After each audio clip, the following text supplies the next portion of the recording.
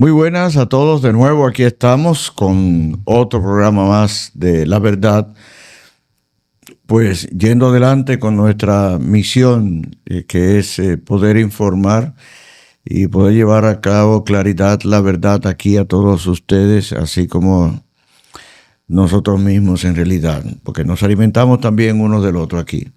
Buenas. Estamos otra vez solos.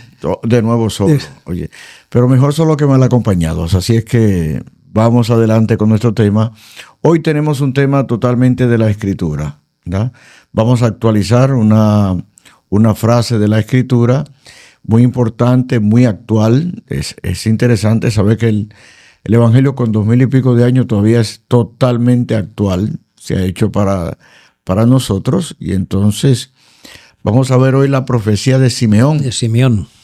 Es un episodio que nos relata el Evangelio según San Lucas, cuando María y José, cumpliendo lo que prescribía la ley, que a los 40 días del nacimiento de un hijo varón tenía que ser presentado ante el templo para purificación de la madre y también la presentación del hijo cuando era un hijo varón primogénito.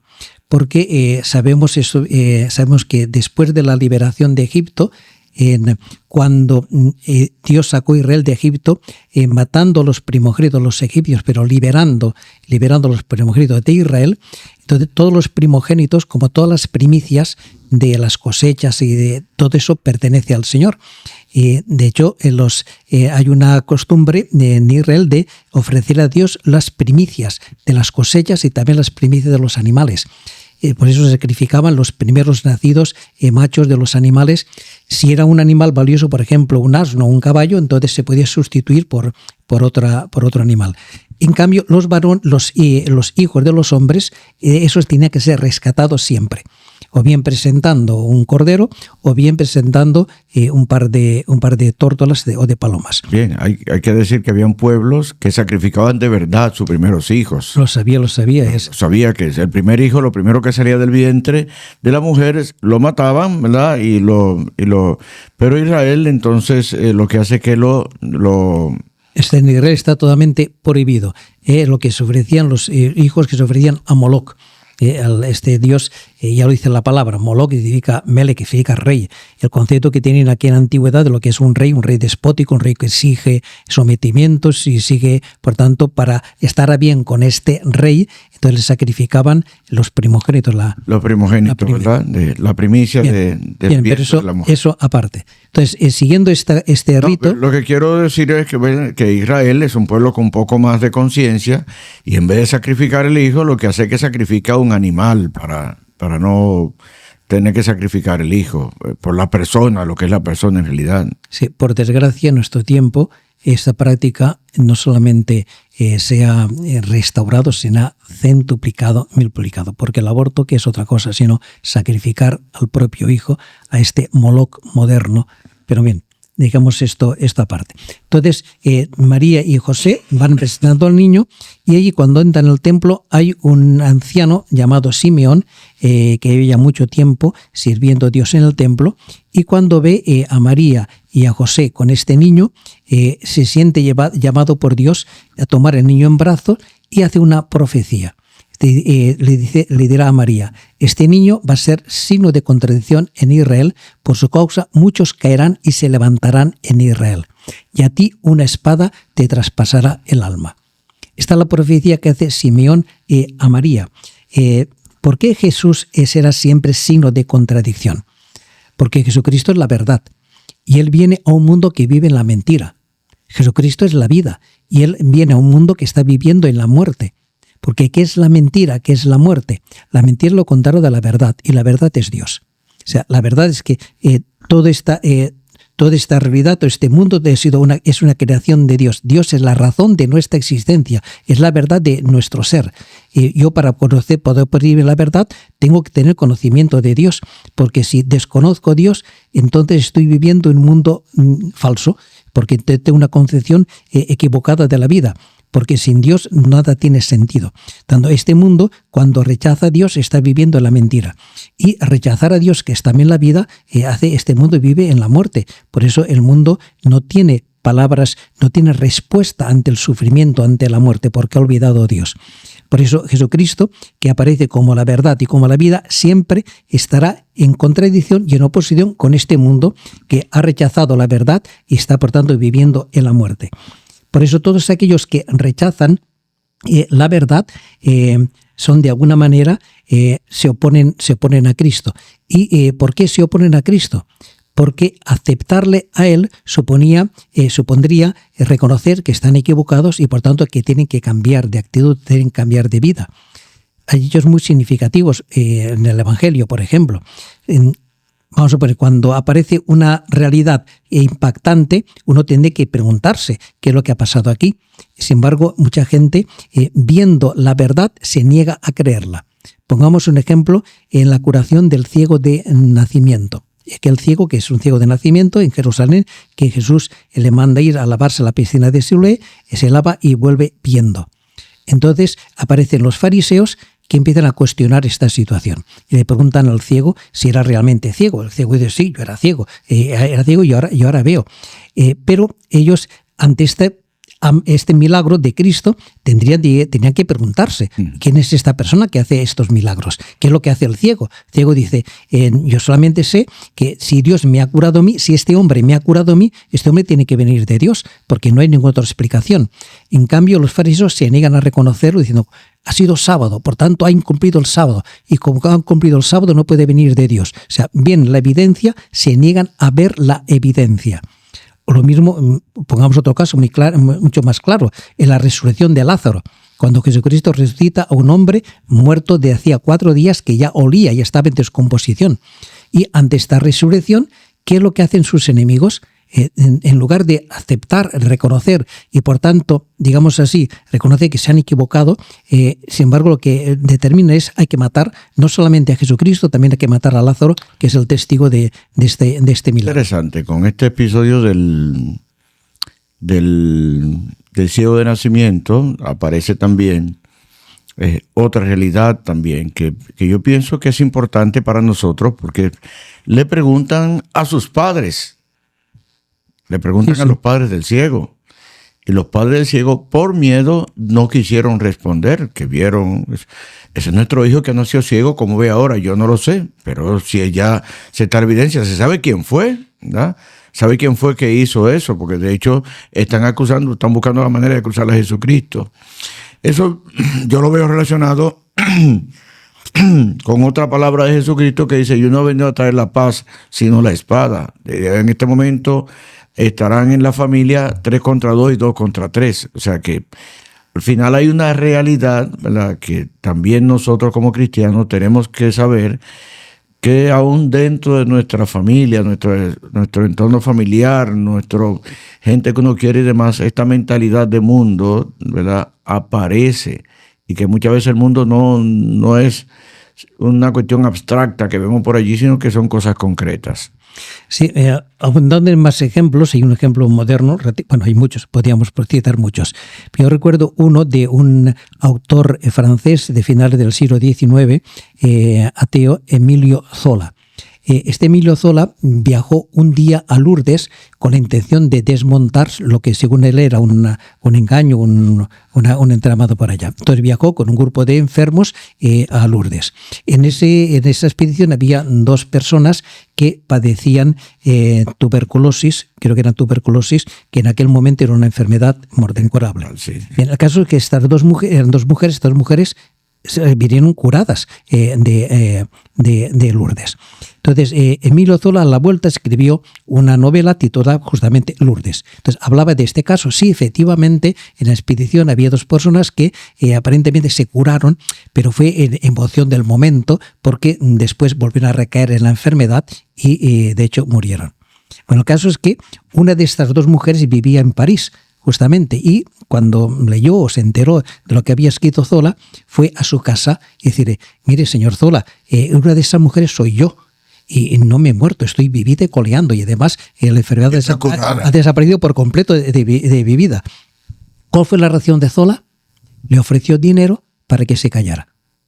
Evidentemente la mujer no aceptó, ¿no? Pero esa es la reacción. Tienes una evidencia y entonces te niegas a ver la evidencia. porque tienes tu idea preconcebida y no estás dispuesto a renunciar a tus ideas, a tu ideología. Y lo que ocurre siempre como cuando la ideología se impone sobre la realidad, sobre la verdad. Eso es una constante a lo largo de toda la historia, porque denota que mucha gente no está dispuesta a ceder, a creer, porque esto supondría reconocer que se ha equivocado y supondría que tendría que cambiar de vida, tendría que convertirse, y no están dispuestos a convertirse. Bien, esto es lo que pasa, por tanto, con los, digamos, aquellos que rechazan a Cristo. Pero también están aquellos que lo acogen, y el modelo de todo esto es María es la primera que ha acogido la palabra de Dios y en ella se ha hecho carne Cristo. Y lo mismo ocurre con los cristianos, con la Iglesia.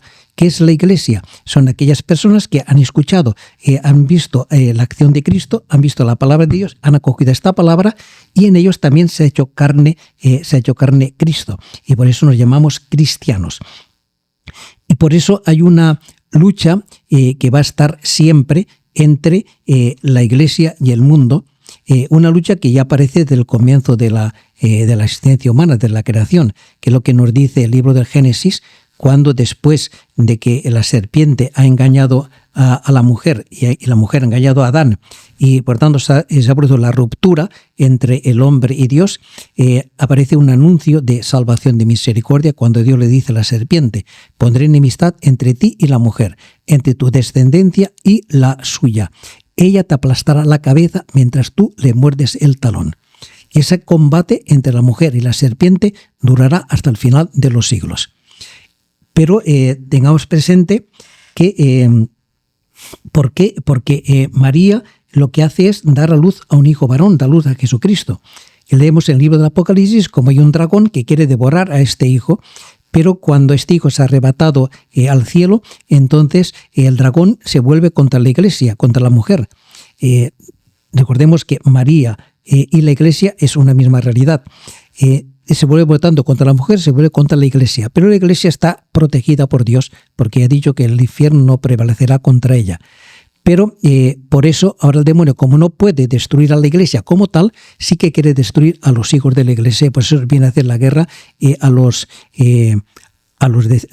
aquellos que defienden a Cristo y a aquellos que siguen sus mandatos. Los que guardan el mandamiento de Dios y mantienen el testimonio de Jesús, dice literalmente. Es interesante, voy a leer un texto de un sermón de el beato Isaac de Estela, que habla de esta relación entre María y la Iglesia. Es muy breve. Así también María y la Iglesia son una única madre y sin embargo dos. Una sola virgen y sin embargo dos. Cada una es madre, cada una es virgen. Ambas han concebido del mismo espíritu sin intervención humana. Ambas han engendrado sin mancha un hijo para Dios Padre. Aquella sin pecado ha engendrado para el cuerpo la cabeza. Esta, con el poder de perdonar todos los pecados, ha regalado a la cabeza el cuerpo. Cada una es madre de Cristo, pero ninguna engendra totalmente sin la otra. María ha engendrado la cabeza, la Iglesia engendra al cuerpo de Cristo. Y el cuerpo es completo entre la cabeza y el cuerpo. Formamos una única unidad. Y seguirá diciendo también este beato abad, Isaac, que Cristo estuvo 9 meses en el seno de María. Estará al final de los tiempos en el seno de la Iglesia y por toda la eternidad en cada alma fiel. Esta es la realidad que supone el poder acoger a Cristo, coger la palabra de Cristo y que esta palabra se realice en nosotros, se haga carne en nosotros. Pues bien, decimos que esta lucha, que siempre es permanente, es una lucha de todos modos muy desigual. No es una lucha entre dos elementos a ver quién puede y quién va a triunfar sobre el otro. No es una lucha totalmente desigual, porque es la lucha entre aquello que es Dios, y aquello que no es. Porque porque la criatura no tiene consistencia, solamente la consistencia le viene de Dios. Y además no es lo mismo morder el talón que aplastarle la cabeza.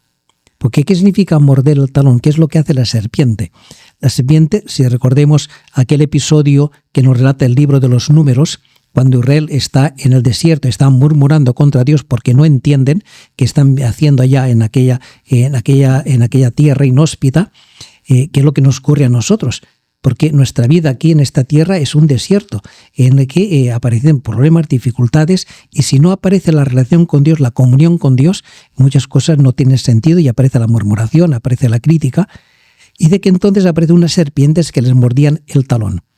¿Qué son esas serpientes que muerden el talón? Es lo que hace el demonio cuando, aprovechando las dificultades de la vida, siembra en nosotros la duda del amor de Dios. Diciendo, Dios no te ama, Dios si te amara, si te quisiera de verdad, si es tu Padre como tú crees, como tú dices, no permitiría tal enfermedad, no permitiría tal fracaso, te daría algo mucho mejor. Hiciera un mundo mucho mejor, no como el que ha hecho Dios. Es la promesa, ¿verdad? Sí, quizá tendríamos que hablar también del si este es el mejor mundo posible. ¿O podría Dios haber creado otro mundo mejor? Bueno, pues ahí hay una cuestión muy simple. Sí, Dios podría haber creado un mundo perfecto en el que no hubiera mal, pero sería un mundo sin libertad. Pero Dios nos ha creado a nosotros libres. ¿Y por qué nos ha creado libres? A riesgo de que el hombre en su libertad pueda estropear la acción de Dios. Nos ha creado libres porque la libertad, ya hemos dicho muchas veces, es la condición para poder amar. El amor es un acto libre de donación personal de una persona a la otra persona. Por tanto, si no somos libres, no somos personas. Y si no somos personas, Dios no podía entrar en relación, en comunión personal con nosotros. Y la intención de Dios es hacernos uno con Él, que seamos, podamos participar de su mismo ser, de su misma realidad. Por eso ha creado un mundo en libertad, y este mundo en libertad pues tiene el riesgo de que aparezca el mal. Entonces, ¿es este el mejor? ¿Podría Dios haber creado otro mundo mejor, un mundo más perfecto? No, porque sería un mundo sin libertad, un mundo sin amor, por tanto un mundo sin objeto. Muy una cosa que es importante, esta serpiente que muerden a los israelitas cuando murmuran, cuando la vida se le hace difícil, cuando están en medio de una dificultad, ¿verdad? Es lo que Jesucristo dice en el Evangelio de San Juan, cuando dice que el diablo es mentiroso desde el principio, mentiroso, ponzoñero. Ponzoñero significa que con una ponzoña inocula veneno. Desde el principio significa a Eva. Es el hablando del Génesis. Es mentiroso desde el principio, de que habló con Eva y que le dijo, no es verdad, sino que serás conocedores del bien y del mal y demás. O sea, hacernos independientes totalmente de Dios, que yo tenga mis propias decisiones sin importar si cómo lo piense o cómo no lo piense Dios, la moral, la iglesia, lo que sea, y yo por fin soy libre y hago lo que me dé la gana. Esa es la mayor de las esclavitudes. Esa es la mayor de las esclavitudes. Porque el demonio no solamente es mentiroso, es también asesino. Si es ponzoñero, pero miente para matar, porque quiere matar. Porque el objetivo del demonio es destruir y es matar a la criatura, matarnos a nosotros. Él quiere hacer la guerra a los seres, digamos, amados por Dios por sí mismos, que son los seres humanos. Tanto Dios, el demonio, como odia a Dios, odia sus obras y odia sobre todo a su criatura preferida. Por tanto, él quiere destruirnos. Por eso miente para matar. Ahora bien, esta lucha que aparece entre la mujer y la serpiente es una lucha que aparecerá siempre entre la Iglesia, porque la Iglesia es la descendencia de la mujer. Por eso, la historia de la Iglesia ha estado siempre plagada de luchas, de dificultades, de persecuciones de todo tipo. No ha habido ningún momento de la historia en que ella ha podido estar, digamos así, tranquila, y porque cuando no era una amenaza exterior, había también amenazas interiores muy serias, muy profundas, como ha sido, por ejemplo, desde dentro de la Iglesia las herejías, o bien, por ejemplo, el dominio el caer en la tentación de la riqueza, de los bienes, que por ejemplo, cómo se produjo. La riqueza y el poder. La riqueza y el poder, que es una tentación también constante para la Iglesia, y que ha tenido que ser también combatida también desde dentro. Tanto siempre la Iglesia ha estado amenazada por el demonio porque intenta destruirla, o bien con ataques desde fuera y sobre todo con ataques desde dentro. Por eso esta lucha continuará hasta el final de los siglos. Sin embargo, tenemos que tener presente que ya la victoria, como decíamos antes, ha sido ya conseguida por Jesucristo con su muerte y su resurrección. Ahora bien, paso de lo mismo, así como la cabeza ha sido rechazada, como Cristo ha sido rechazada, también el cuerpo de la Iglesia también va a ser rechazado. Por eso no tenemos que extrañarnos de todas estas situaciones que aparecen a lo largo de la historia de la Iglesia. Y eso nos lo recuerda muy bien San Pedro en la primera carta, se lo recuerda a sus destinatarios, porque también ellos estaban poco preocupados por qué viene esa persecución, por qué viene esta situación. Leo brevemente lo que nos dice Pedro en esta primera carta. Dice lo siguiente: no os extrañéis del fuego que ha prendido en medio de vosotros para probaros, como si os sucediera algo extraño, sino alegraos en la medida en que participáis en los sufrimientos de Cristo, para que también os alegréis alborozados en la revelación de su gloria. Tanto no tenemos que extrañarnos de que esto sea una realidad y que por tanto nosotros, así como Cristo fue rechazado, fue perseguido, también la Iglesia está siendo rechazada, está siendo perseguida. Porque, como dice también Pablo, yo comparto en mi carne lo que le falta a la pasión de Cristo. ¿Qué es lo que le falta a la pasión de Cristo? Le falta simplemente una cosa, que aquello que se ha cumplido en la cabeza del cuerpo se cumpla también en cada uno de los miembros de este cuerpo, porque el cuerpo participa de la condición y del destino de la cabeza. Por eso no tenemos que extrañarnos de que la persecución, que la Iglesia esté siendo perseguida, y en este momento lo estamos viendo en todas partes. Hay una persecución cruenta en muchos lugares. Por ejemplo, los países islámicos, cada día nos llegan noticias de atentados. Pongo un ejemplo reciente. Sabemos hace poco, digamos que los rebeldes sirios han ocupado la ciudad de Alepo, que es la segunda ciudad más importante de Siria. Estos rebeldes sirios no son rebeldes luchadores de la libertad, son islamistas radicales de Al-Qaeda, y por tanto son perseguidores de la Iglesia. En Alepo hay más de 25.000 cristianos. Ya el obispo ortodoxo griego de Alepo ha sido amenazado por los islamistas, con decapitarle, con cortarle la cabeza. Y yo no tengo ni miedo ni voy a abandonar a los cristianos, y voy a permanecer aquí. Tanto hay una persecución cruenta por parte de islamistas radicales o bien de hinduistas radicales, como ocurre también en la India, en ciertos estados de la India, también esta persecución directa contra la Iglesia. En Pakistán. No, digamos también en Pakistán. Precisamente vi el otro día, ayer mismo, un video de un cristiano sirio que dice: yo no quiero que mi país se convierta en un Afganistán dominado por los talibanes. Entonces, decir que estas personas son luchadores de la libertad cuando son islamistas radicales, eso es una necedad. Es decir, si hay un musulmán que apoya estas facciones, es que es un fundamentalista, o bien es un pequeño ISIS. Y si hay un cristiano que apoya estas mercaderes, simplemente es un descerebrado. Decía personalmente este muchacho, es un muchacho joven, cristiano de Sirio. Por tanto, bien, es una acción que está en estos lugares. No digamos también en los países comunistas. Está pasando en China, en menor medida, en mayor medida, por ejemplo, en Corea del Norte, etc. Bueno, y dentro de nuestro área cultural, lo que llamamos países occidentales, hay una persecución clara, cada vez más seria contra la Iglesia, en todos los sentidos, con leyes anticristianas. Por ejemplo, pues como quieren llevar ahora el aborto en muchos lugares a la propia Constitución, según que es demencial decir que es un derecho constitucional el que una mujer pueda matar a su propio hijo. Eso es demencial, pero bueno, así está nuestro mundo, que es un mundo que está realmente, radicalmente fuera de sí. Y, por tanto, esa situación está presente. Ahora bien, ¿qué significa esto? Que no tenemos que extrañar de esto, porque la Iglesia tiene una misión, que es la misma misión de Cristo, que es cargar con el pecado del mundo. ¿Qué ha hecho Jesucristo? Jesucristo ha cargado, todo el mundo se ha vuelto contra él. Y cuando todo el mundo ha descargado su pecado contra él, que se concretiza cuando Israel, por boca de su máximo representante, el sumo sacerdote, determina que tiene que morir, entonces Cristo puede subir a la cruz cargando y llevándose el pecado del mundo para redimir del mundo.